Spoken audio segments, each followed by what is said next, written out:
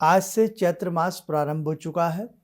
12 मासों में चैत्र मास का अत्यधिक महत्व होता है। क्यों होता है? क्योंकि इसी महीने से हमारा नया वर्ष, हिंदी नव वर्ष प्रारंभ हो जाता है, जिसे हम नव संवत्सर के नाम से जानते हैं। और चैत्र मास अभी कृष्ण पक्ष से आज से प्रारंभ हुआ है 15 दिन के लिए। शुक्ल पक्ष की प्रतिपदा एक बहुत उत्तम तिथि होती है, एक बहुत विराट तिथि होती है। चैत्र पक्ष में वासंतिक नवरात्र आते हैं। चैत्र पक्ष में हम भगवती दुर्गा का घट स्थापना के साथ पूजन करते हैं। चैत्र मास में हम अपने नववर्ष को घंटा, घड़ियाल, शंख की ध्वनि के साथ पवित्र सुंदर बनाते हुए हम अपने नववर्ष में पदार्पण करते हैं। अत्यधिक महत्व रखता है ये महीना।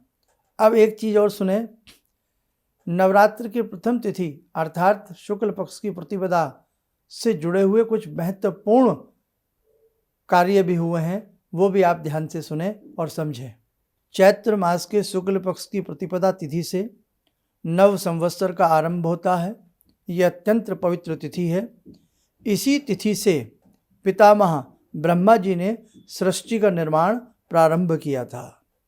इस तिथि को रेवती नक्षत्र में विश्वकुंभ योग में दिन के समय भगवान के आदि अवतार मत्स्य रूप का प्रादुर्भाव भी माना जाता है।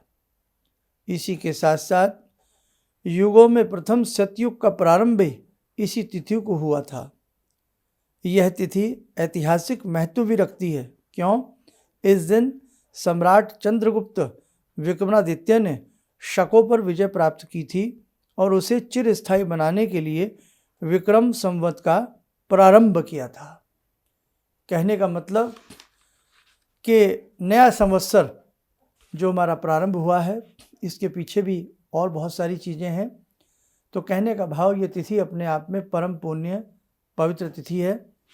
तो बेटे ध्यान रखना, 30 मार्च का 30 मार्च से बहुत सुंदर तरीके से भगवती के आगमन की तैयारी करें, नए संवत्सर के आगमन की तैयारी करें।